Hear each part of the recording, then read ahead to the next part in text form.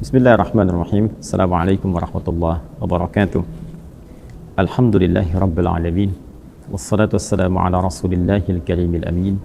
Nabiyyina Muhammadin wa ala alihi wa sahbihi ajma'in. Wa ba'd. Fa ya ahbaballahi wa ahbaba rasulihi sallallahu alaihi wasallam. Usi nafsi wa iyyakum bi taqwallahi faqad fazal muttaqun fala tamutunna illa wa antum muslimun. Faqala ta'ala Ya ayyuhalladzina amanu taqullaha haqqa tuqatih wa la tamutunna illa wa antum muslimun. Saudara-saudariku, terkhusus keluarga besar Mira yang terhubung dalam kajian-kajian yang terkurikulumkan dalam sistem pendidikan kita di Ma'had Islam Rafi' Al-Khiyar. Pada kali ini kita akan mencoba meneruskan kajian kita dengan sesi praktek wudhu. Tata cara praktikal wudhu seperti yang telah kita bahas secara teoritis baik dari petunjuk Al-Quran ataupun hadis-hadis Nabi Muhammad SAW yang menjelaskan dengan detail petunjuk dimaksud. Dan insya Allah di sesi kali ini kita akan mencoba praktek langsung dengan mendatangi tempat wudhu, dan saat ini saya berada di Masjid Al-Ihsan di Bekasi. Kita akan cek dalam penggunaan perangkat wudhu dari air dengan menggunakan keran atau juga bejana yang memungkinkan kita untuk berinteraksi dan memberikan contoh langsung seperti yang dimaksudkan. Baiklah, langsung saja kita akan mendatangi menuju tempat wudhu dan mempraktekkan apa yang tengah kita kaji bersama. Semoga Allah berikan kemudahan, pemahaman, dan berkah pada apa yang kita kaji bersama. Mari kita langsung berangkat. Bismillah.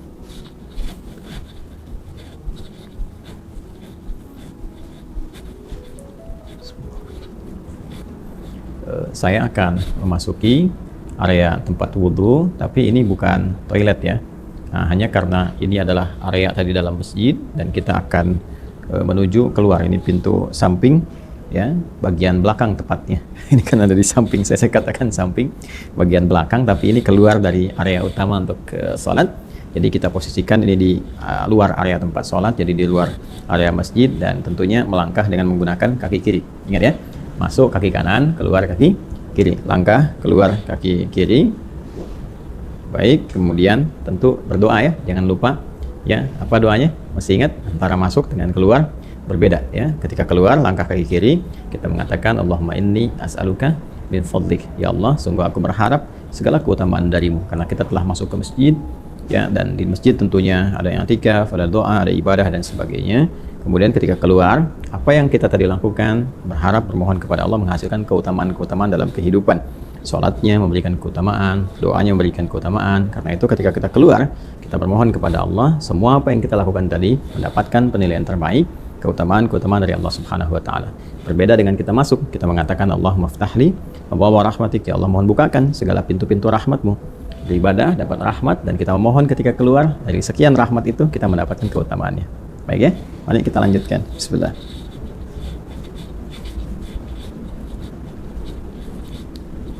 Baik, nah ini ada beberapa keran ya teman-teman sekalian, dan ini tentunya terpisah dengan toilet ya. Jadi ini memang khusus area untuk berwudu. Jadi kita akan coba praktekkan dengan pendekatan yang pertama, yaitu menggunakan keran. Nanti yang kedua kita juga akan mencoba menggunakan bejana, dalam hal ini menggunakan gayung, sehingga kita akan mengetahui bagaimana praktikal penggunaannya, sekaligus juga mempraktikkan apa yang telah kita bahas secara teoritis. Sebelumnya saya mohon izin, saya akan lepas dulu jas bagian luarnya, dan peci juga akan kita sesuaikan kacamata, sehingga nanti saat praktek apa adanya kita bisa lakukan dengan cara yang terbaik yang bisa kita sajikan. Baik ya, kita copot dulu beberapa perangkatnya. Bismillah. Baik teman-teman, kita akan mencoba melakukan praktek wudhu langsung. Saya sudah mengondisikan ini ya. Kemudian tangan juga sudah disiapkan, baju sudah dilipat, kacamata sudah dibuka, jam tangan sudah disimpan, dan sekarang kita akan coba praktekkan dengan menggunakan keran terlebih dahulu. Baik ya.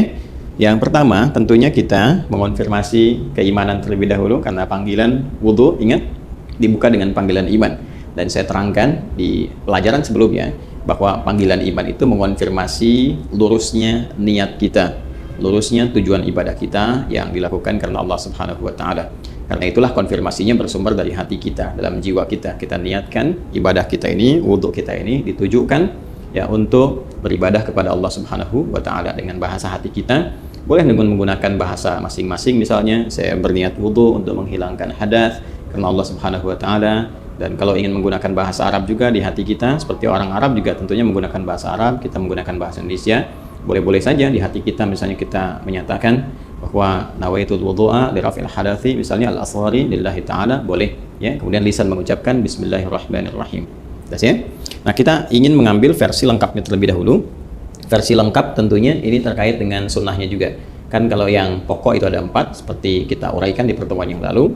Kemudian versi lengkap ini kita bisa ambil versi yang dicontohkan langsung oleh sahabat Utsman bin Affan radhiyallahu taala anhu yang mengambil pelajaran dari contoh wudunya Nabi sallallahu alaihi wasallam.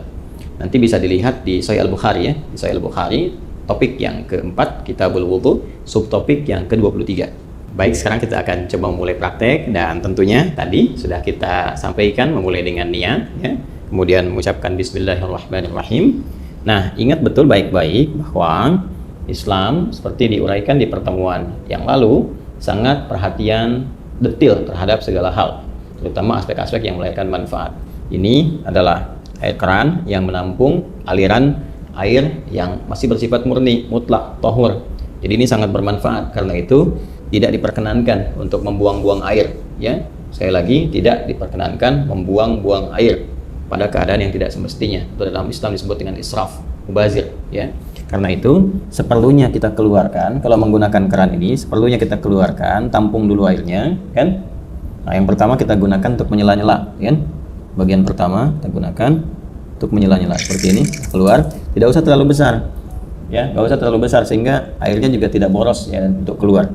Nah, ini kita menyela-nyela dulu, dimulai dari kanan ya, ingat ya, selalu dimulai dari yang kanan. Nanti di Al-Bukhari ini di subtopik yang ke-31. Jadi kalau kita baca topik yang keempat, kita berwudu, subtopik 31 itu ada namanya subtopik berjudul Babut Tayammun. Ya, memulai dengan bagian yang kanan. Selalu kanan dahulukan, kanan dahulukan. Baik ya, jadi kita mulai. Ini kita buka dulu cukupnya kerannya, keluar air, ulangi ya. Tadi sudah kita bismillahirrahmanirrahim, niatkan dalam hati. Kemudian kita menyela-nyelai seperti ini. Ya, ini bagian pertama. Nah, lalu yang kiri juga dibersihkan dulu seperti ini. Ya, sudah ya. Nah, ini sudah dibersihkan. Nah, ini sunnah ya. Sudah sunnah yang pertama kita lakukan, karena yang pertama niatkan mengikat pada rukunnya, pokoknya. Jadi ada pokok yang terkait dengan konfirmasi keadaan hati kita. Rukun yang pertama niat, kan? Nah, kemudian dikonfirmasi di lisan dengan bismillahirrahmanirrahim. Lalu setelah itu kita masuki sunnah-sunnah, memulai dengan sunnah berwudu. Tadi sudah menyela-nyela dulu, ini membersihkan bagian jemari-jemari dan telapak ya. Baik, sehingga keadaannya bersih sebelum membersihkan yang lain. Baik, selesai. Kemudian langsung untuk berkumur-kumur kita ambil. Nah, biasanya saya melakukan seperti ini. Kalau sudah ngambil seperti ini ya. Nah, ini ghurfah namanya. Ghurfah itu dengan satu genggaman ya, cedukan seperti ini. Genggaman atau cedukan seperti ini. Nanti biasanya kalau saya suka melakukan untuk menghemat itu, begitu dibuka sudah cukup ini ya. Lalu saya akan tutup terlebih dahulu, tutup. Nah, sehingga air tidak terus mengalir ya. Jadi langsung kita kumur-kumur. Baik, saya ingin terangkan terlebih dahulu. Di saat mengumur-ngumur itu namanya tamadbad ya, tamadbad. Itu bisa kita lakukan dengan 2-3 pendekatan. Pertama, kumur-kumur terlebih dahulu ya, kumur-kumur sampai keluar ya. Kemudian yang kedua juga kumur-kumur, nanti sebagian airnya langsung dihisap ya, dihisap. Jadi kumur-kumur sebagian airnya dihisap. Nah, itu yang dihisap itu istinsyak namanya ya, masuk ke dalam hidung, istinsyak, usahakan agak dalam. Nah, nanti kemudian kita keluarkan disebut istinthar namanya ya. Ini bagian yang kedua, kumur-kumur ya. Kemudian yang pertama, yang keduanya itu sambil dihisap, baru nanti istinsyak ini. Kalau istinthar dikeluarkan, ada nanti sedikit saja bisa tambahan kalau menggunakan siwak ya, untuk bisa membersihkan itu ya. Jadi bisa saja kemudian kalau memang tidak ada itu, bisa gunakan bagian jari yang dianggap bersih yang tadi kan sudah dibersihkan, untuk membersihkan kalau ada sisa makanan yang kalau tidak ada siwak dengan kayu tertentu atau sikat gigi, Anda bisa gunakan bagian jari yang dianggap sesuai untuk membersihkan kalau ada sisa makanan di sini yang tidak cukup dengan kumur-kumur ya. Sambil contoh begini misalnya, ini buka seperti ini ya. Kalau kita mulai ya, kita tutup dulu ini ya, seperti ini.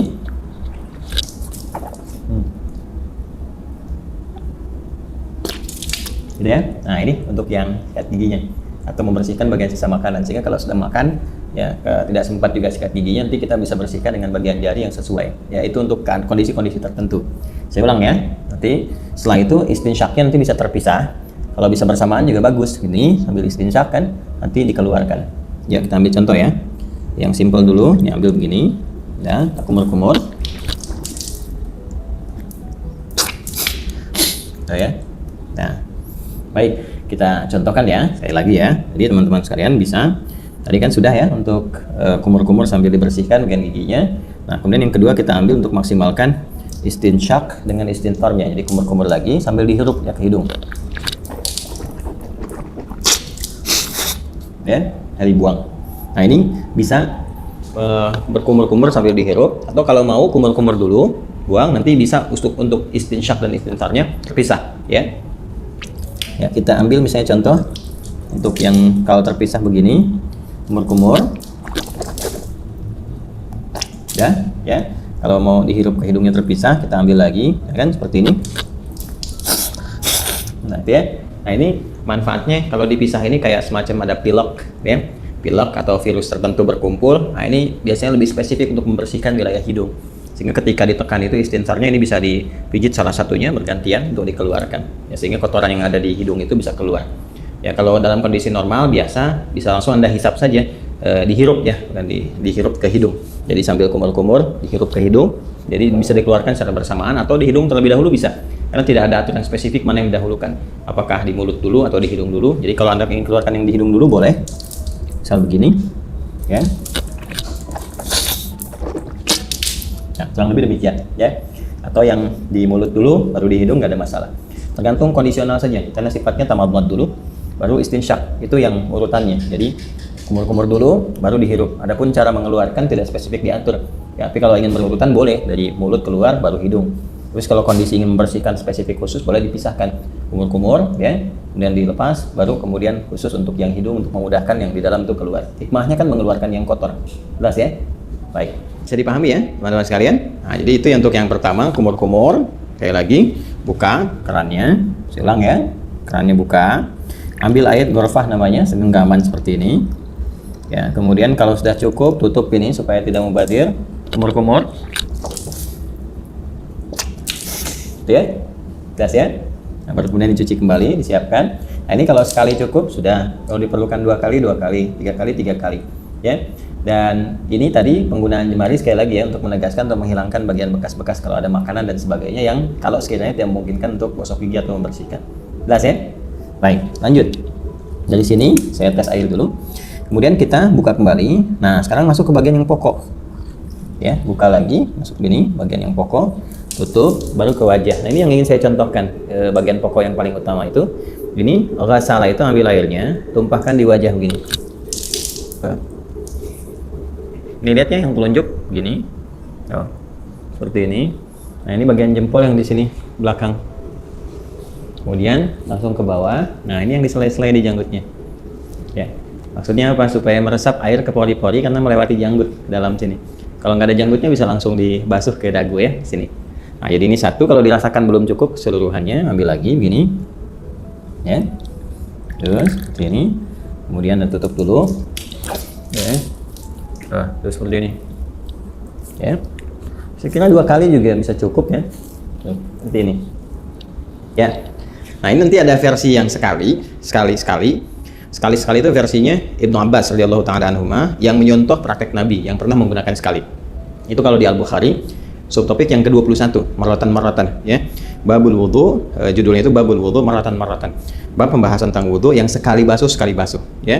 Kemudian nanti yang versi yang keduanya, subtopik 22, itu yang versinya Abdullah bin Zaid. Babul wudu marataini, 2 kali.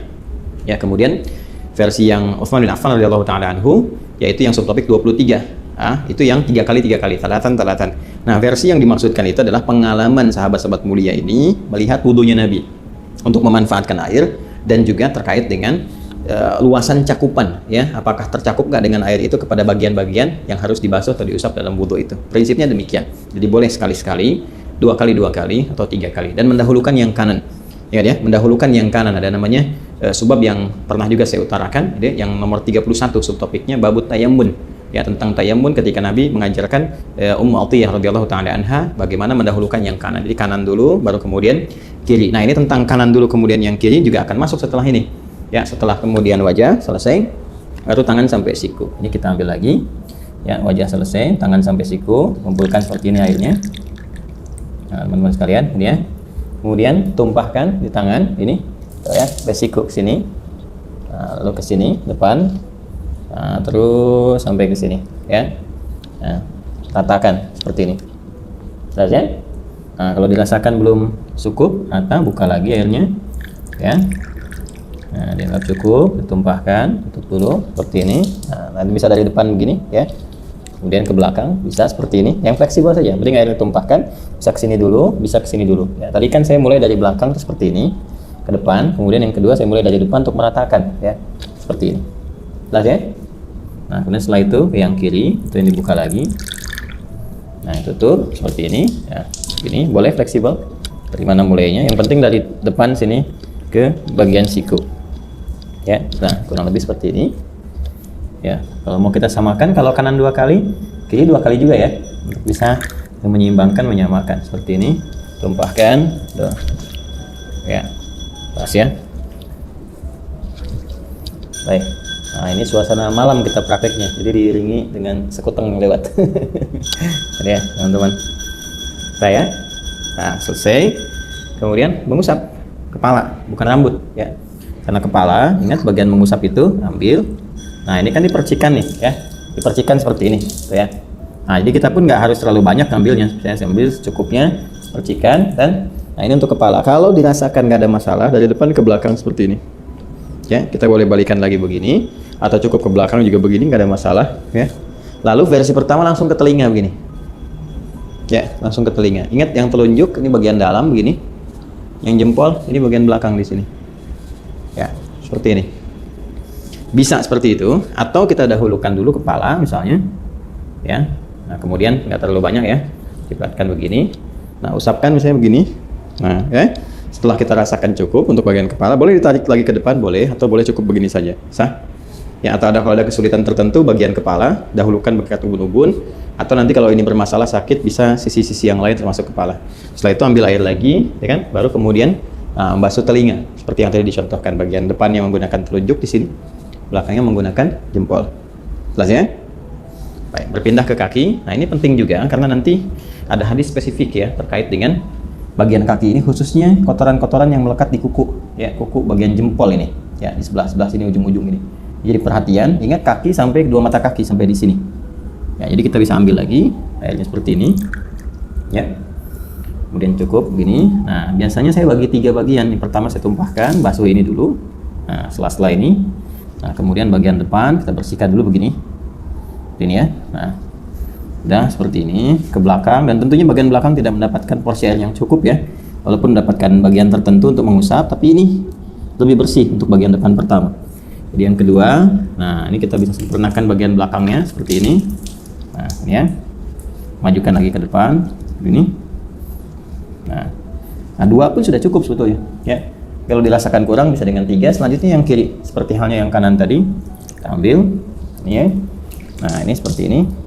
Saya suka menggunakan kelingking karena lebih fleksibel untuk menyela-nyelanya. Ini dibersihkan di sini, ya, ini untuk ke belakang. Nah, kemudian disempurnakan. Ambil lagi, kita tumpahkan seperti ini, ya. Dah selesai. Nah, ini selesai, ya. Setelah selesai, dah, kita diusahakan menghadap ke arah kiblat, kita berdiri ke sini, ya. Lalu kita berdoa, doa yang sudah pernah diajarkan juga, ya. Syahadatin dulu, asyhadu an la ilaha illallah, asyhadu anna muhammadar rasulullah, ya kan? Allahumma ja'alni minat tawwabin wa ja'alni minal mutatahhirin. Ya, kalau kita ingin supportkan doanya supaya dengan kita taubat, kemudian juga kita bersuci, ya, ya Allah jadikan aku termasuk orang taubat. Berarti ini tadi kita sambil evaluasi. Kayaknya ada ulama juga yang menyarankan sambil saat dibasuh ini, ya, nadhafah ini kan nadhafah nih luarnya, nadhafah. Ya, tapi juga harus ada al-husnu wadhiyah. Sifat husnu wadhiyah itu yang dimaksud dengan taharahnya. Bersih luarnya, suci dalamnya. Ini yang disyarat Nabi di hadis Muslim. Begitu jatuh air wudu itu, jatuh pula dosa-dosa yang melekat kepada fungsi-fungsi organ tubuh yang digunakan itu. Jatuh. Nah, jatuhnya ini dengan taubat. Jadi kita merasakan ini ada yang salah nih sebelum wudu nih ya. supaya hilang kesalahan itu. Makanya ada ulama yang mengajarkan evaluasi saat dibasuh itu, rasakan dalam diri, minta sama Allah supaya digugurkan dosa yang ada di wajah, gugurkan dosa yang ada di tangan, macam-macam. Dalam hati kita bisa meminta dengan bahasa kita, ya Allah, gitu kan, mohon hilangkan kesalahan-kesalahan yang melekat atau kebiasaan buruk pada tangan, pada wajah sebelumnya, ya, dan sampai dengan ke ujung kaki. Itu dalam hati kita bisa meminta, tidak ada masalah di situ. Karena ada unsur taubat di dalamnya. Jadi begitu selesai, kita berdoa, kita mohon pada Allah, digolongkan pada orang-orang yang taubat. Kemudian juga yang terbiasa bersuci. Mutatahhir itu biasa bersuci. Jadi begitu wudunya misalnya batal, suci lagi, sehingga terjaga dalam kebaikan. Karena prinsip wudu itu kan menjaga diri dalam kebaikan. Oke? Baik, selesai ini dengan menggunakan versi keran. Ya, menggunakan versi keran. Nah, sekarang kita akan coba menggunakan versi bejana. Nah, di sini ada gayung ya. Kita akan coba gunakan gayung ini.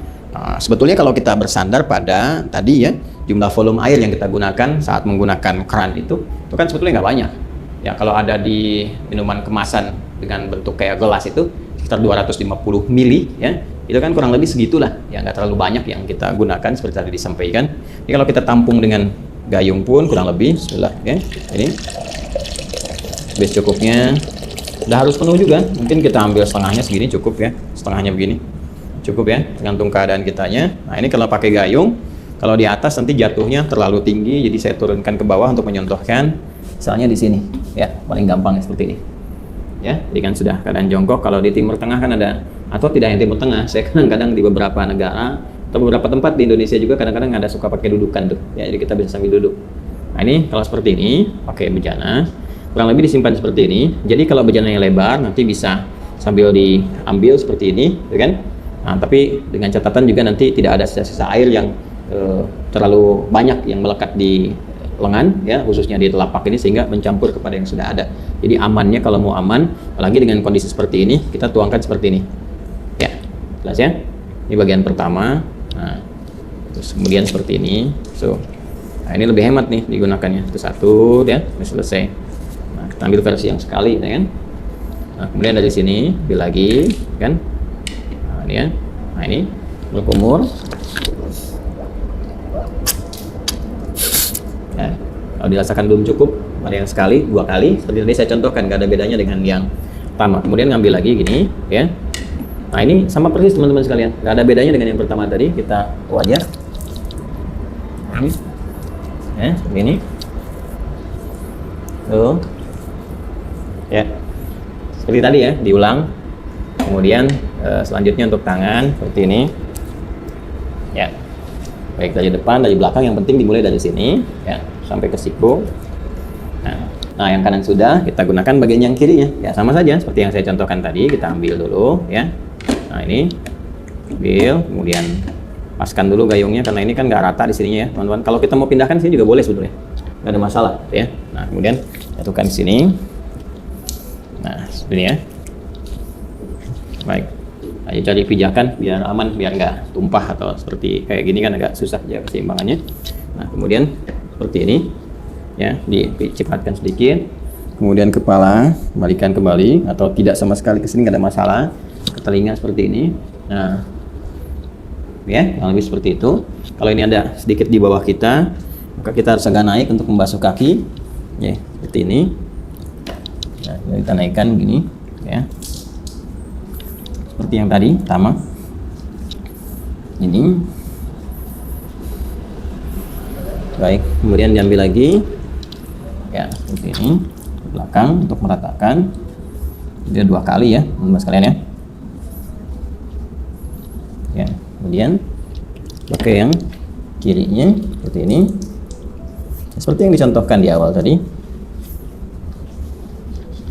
Setelah itu kita ambil lagi sekali lagi. Nah, ini seperti ini kan.